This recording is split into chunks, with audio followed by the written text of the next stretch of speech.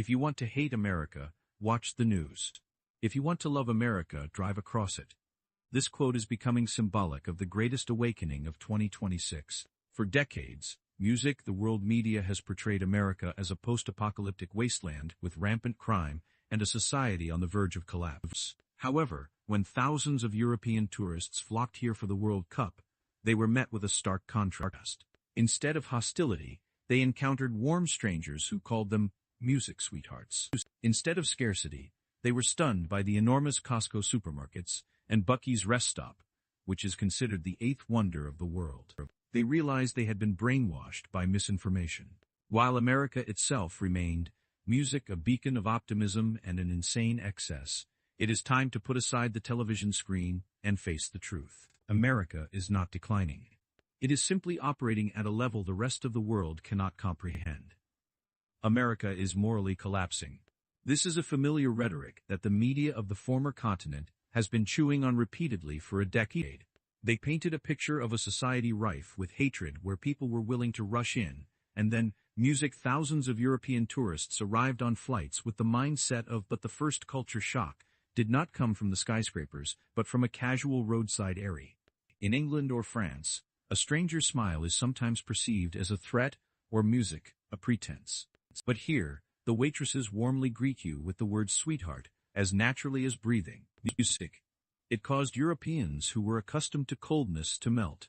American hospitality is on another level to the UK. In the UK, when you want to get served by someone in a shop or a restaurant, it feels like that they do not really want to be there. They do not really want to help you. In the US, it is almost unrealistic how much these people want to help you. And this has happened everywhere I have been. In a gun shop yesterday, I was so intrigued by guns. I wanted to shoot them. Silly enough, I thought that you could just go to any gun shop, and there is a shooting range. That is not the case. But they still let me hold the guns, talk to me about them, spend some time showing me around the shop. And they gave me a little patch to commemorate me just going to the shop. Then getting the cowboy hat. Everyone was super friendly. The guy stayed with me for ages fitting it, helping me pick one, etc. It is incredible. And then the restaurants are another level as well. I have loved my time in America. All the people are just so friendly. Again, I think I just need to move it. This kindness is not cheap. Tourists have witnessed crazy moments when people are willing to leave tips of $50 to $100 just in return for warm service, an amount that in Europe you could use to pay off bank music installments. Americans are not just serving food. They are attacking you with kindness and melted cheese. Look at how Boston treated Scotland's Tartan Army. Instead of barricades and riot police in front of a frenzied crowd, the mayor of Boston declared Glasgow a sister city. What was the result? Thousands of Scots drank the city's beer to their heart's content. But instead of rioting, music, they joined the local police in dancing in the streets. These invaders eventually felt guilty for carrying the false stereotype of an aggressive America for years. But the culmination of this reflection lies in moments of silence. Many tourists were truly moved by a flag-lowering ceremony. Everyone stopped, removed their hats, and remained completely silent. It shows an America that is not as chaotic as the news suggests. It is a community with deep respect and a strong shared identity. Americans live with the energy of the protagonist, optimistic and hopeful. Meanwhile, the British admit they often wake up feeling exhausted and waiting, music, for something bad to happen. America is not dying. It is simply operating on an energy frequency that those who sit at home watching the news can never pick up. Now, instead of scathing analyses, what is flooding TikTok and YouTube is a wave of videos with the title, "Sorry, America." Americans, I need to apologize to you. Before I came to this country, I believed everything negative I saw in the news. I saw things about how everyone was rude, how everyone tried to rip you off, and how people just genuinely do not get on. I have now been here over 2 weeks, and I can confirm that that is not the truth. Everyone has been so friendly to me. Everyone wants to talk to me. Everyone's been giving me advice about my trip, and just genuinely being so helpful. American hospitality is definitely a real thing, guys. And I am all here for it.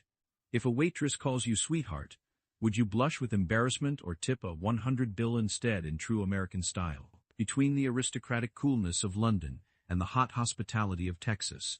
Where is the place where you truly feel like you are living? Music clearly. The Americans won the first round in terms of human numbers. They were not rude. They were just too busy to be true to their feelings. But do not be too moved by the people, because it is the architectural and technological sanctuaries they build in the next installment that will truly amaze you with their grandeur. If you sit in London or Paris and listen to the media tell stories, you will believe that America is a post-apocalyptic wasteland. They painted a picture of a collapsing nation where crime was rampant and infrastructure was dilapidated. But when thousands of Europeans landed in Texas or Georgia, the graveyard of their imagination suddenly transformed into a civilization operating on a scale that the rest of the world simply could not comprehend. Look at this fact. While Qatar or Russia have to burn tens of billions of dollars to build new stadiums for the World Cup, Americans just look around and ask, will our existing billion-dollar cathedrals be usable? And the answer is, not only are they usable, they also flap every stereotype about decay in the face. Europeans were truly shocked to learn that even university stadiums can accommodate between 80,000 and over 100,000 spectators on a typical Thursday. Best World Cup stadium in the U.S. Check this out. Olympics right over there. The music sound. Let me come over here and wait for the view. We got the stadium. Let us go. What a backdrop. Come on. It can get 35 degrees C outside, but once inside, their air conditioning system is so powerful it could freeze a mammoth. It is like watching football in a giant air-conditioned movie theater, not a regular stadium. Upon leaving the stadium, the next shock was the road system. In Texas, roads as wide as 26 lanes leave Japanese and European tourists speechless with amazement. You heard that right, 26 lanes. The parking lots here are so huge that the British liken them to the size of a small country. Look at that. Katy Freeway, I-10, the biggest, widest road in the world. Driving along those highways are giant trucks, pickup trucks, which make Europe's small cars look like children's toys. And behold, even the smallest details look exactly like something straight out of a Hollywood movie. The distinctive mailboxes at doorsteps, fire hydrants on every street corner, and sprawling garden mansions instead of the cramped matchbox-like houses of England. Contrary to news reports of filth and chaos, tourists found the cities hosting the World Cup to be incredibly tidy and clean. America is simply too big, too powerful, and too modern for souls accustomed to cramped spaces to tolerate immediately. Would you dare to drive on a 1-2-lane road without breaking a sweat? Or would you be reminded of the narrow, winding streets of your hometown? If stadiums in America were sanctuaries, would you want to go to church service every weekend to enjoy that mammoth freezing air conditioning? This magnificent infrastructure is just the outer framework. The insane excess lies within the retail empires you are about to enter, where even a box of eggs might make you rethink the concept of shopping. Welcome to Walmart, often referred to by Europeans as the Eiffel Tower of retail. Forget about the cramped, quiet department stores in Paris or Berlin. Here you will find yourself facing a long, winding corridor filled only with grains packaged in glowing colors as if they came from the future. The real shock only came when you looked at the price list. 60 eggs for a mere $7. That is enough to make any European housewife tightening her belt freeze. Oh, this is paradise right here. Oh God, I want to buy all of them. I want to, yeah. Here we are. The milk. Hey. $7 for music 60 eggs. I do not know about the quality of these eggs, but for the price, I will buy them every day. If Walmart is a slap in the face, then Costco is a forgotten Atlantis that the French have just unearthed. They were completely crushed by the American business philosophy. Everything has to be huge. So, we are currently at the Museum Costco. Oh, some lovely food over here. Lauder. Is that the new stadium for the wholesale packages were towering. The source containers were the size of buckets, and the trays of meat were enough to feed an entire regiment.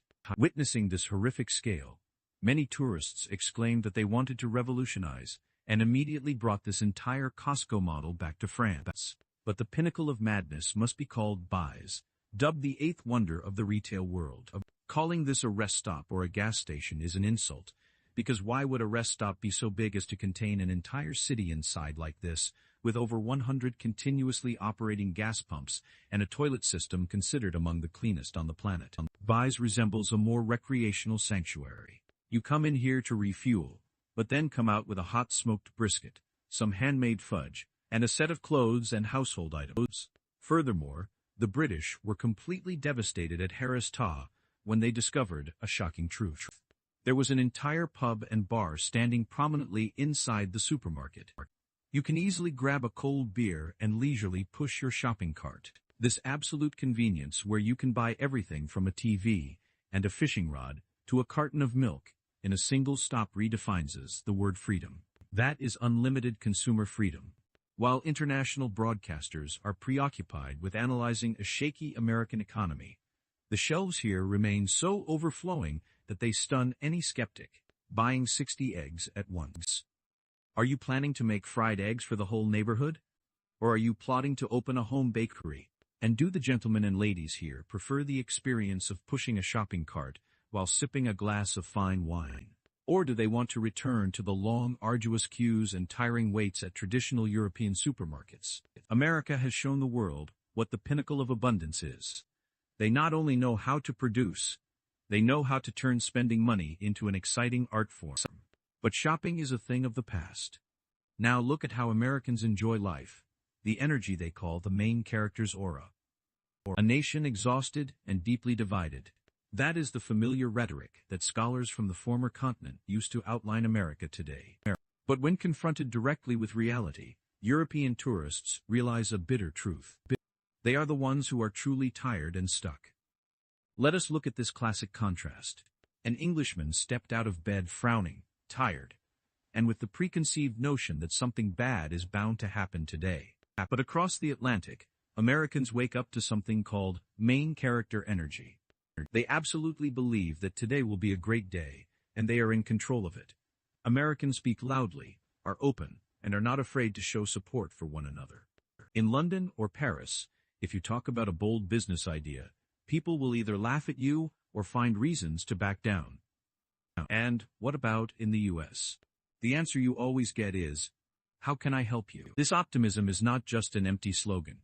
It is an operating system. British tourists visiting here feel like they have stepped from a dreary black and white film from their homeland into a vibrant, colorful tapestry. Americans have a mindset that is extreme.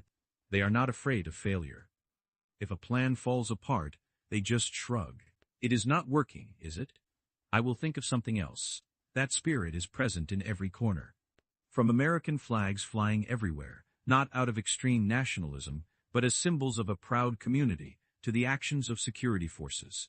At the World Cup, instead of standing solemnly with batons like European police, American police were willing to jump in, dance, high-five, and mingle with the fans. The emotional generosity and a vision that always encourages people to dream big, take big risks, have created a breathtakingly positive atmosphere. As a result, thousands of European tourists frankly admitted after the trip they wanted to move to America immediately. Do you want to be a brilliant main character who clears throat, decides his own destiny, or continue to be a grumpy extras who blame circumstances? If given the choice, would you opt for a bland cup of tea in the English drizzle or a refreshing beer under the fiery Texas sun? Clearly, the life energy of Americans cannot be extinguished by any negative news article. But spirit alone is not enough. That immense energy needs to be nourished by a commensurate material support, heartless meals, and insane consumer privileges that we will explore shortly. If the American mindset is a mental shock, then upon entering their culinary world, European tourists will be subjected to a direct attack on their stomachs. The stereotype of a scarce and expensive America completely crumbles in the face of extreme over-up. The first shock was called free refills. This concept made Europeans tremble with envy. In England or France, ordering an extra glass of soda can be expensive and as hesitant as paying off a bank loan. But in America, the idea that you drink it all up and then have it measured is an unwritten rule, a self-evident fact. And let us talk about size. The meals here are designed as if they were for giants. A quesadilla the size of a human head or a burger overflowing with cheese costing only $10 completely stuns visitors. Americans seem obsessed with excess giant ice cups that have their own area code because they are so big, and Dr. Pepper glasses that are as large as a mini swimming pool. This absurdity is happening everywhere at ridiculously low prices. Tourists were amazed to see five-star quality breakfast appearing on every street corner at affordable prices. Try walking into Waffle House at 1 a.m. and you will find a vibrant dining experience that is just like a reality TV show.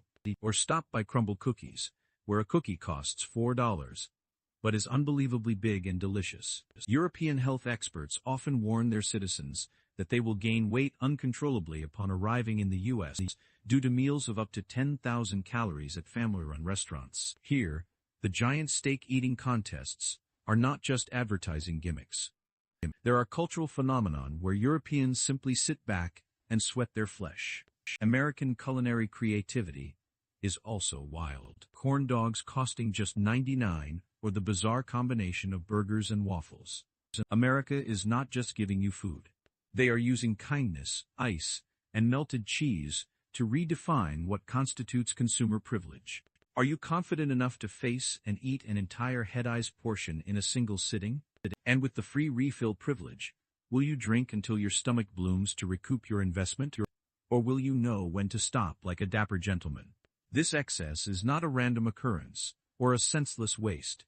It is the product of an extremely efficient operating system, an economy that constantly urges people to produce more, to work harder, to achieve more.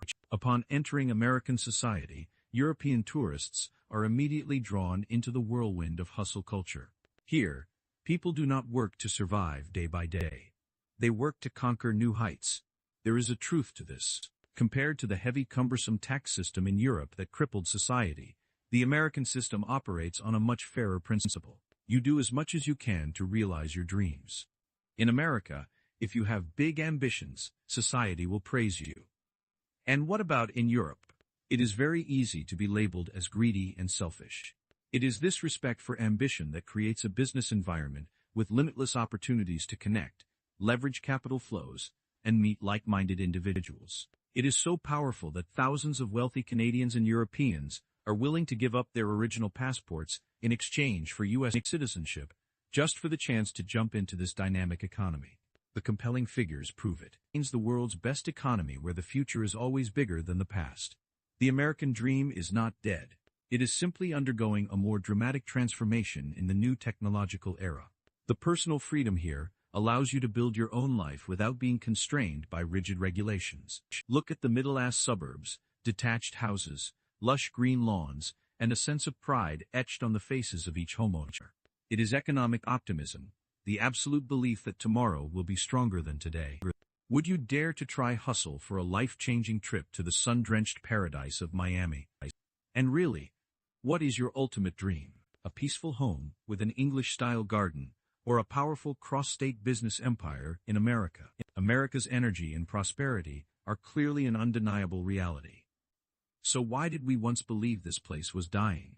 Let us move on to the final part to expose the mastermind behind those great lies. The recent World Cup was more than just a purely sporting event. It inadvertently became the greatest natural PR campaign in American history. It completely shattered the sophisticated media drama that Europeans had been besieged by for decades. Why is there such a terrible discrepancy between what people think and what they see about America? The answer lies in the news gaps of major television stations in Europe. To retain audiences, algorithms and broadcasters focus on exploiting only two things: divisive politics and extremist crime.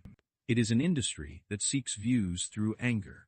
They absolutely never reported on the safety and cleanliness of middle-class neighborhoods, or the pure kindness of ordinary Americans. But when millions of tourists arrive here, they bring with them a cutting-edge weapon: TikTok and YouTube. It was the unedited real-life footage from tourists that created a new wave of media coverage, completely drowning out systemic lies. There is a golden saying: if you want to hate America, watch the news. If you want to love America, drive through it yourself.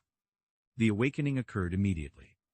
Tourists were shocked to realize they had been suffering from brainwashing for years. Meanwhile, the American people simply smiled gently. We told you America was great, but you did not believe us. Real-life experience has ultimate power. It erases all prejudices accumulated over 10 years in just 90 minutes of a match. A wave of fans from England, France, and Germany have simultaneously posted videos apologizing for having previously thought badly of the United States. This country is clearly not perfect. It still has its own cracks and pressing problems, but its decline and collapse are absolutely not. Their inner vitality is undeniable. The lesson here is simple. Never let algorithms dictate how you see the world. Experience it for yourself and see for yourself. America has helped the world rediscover itself.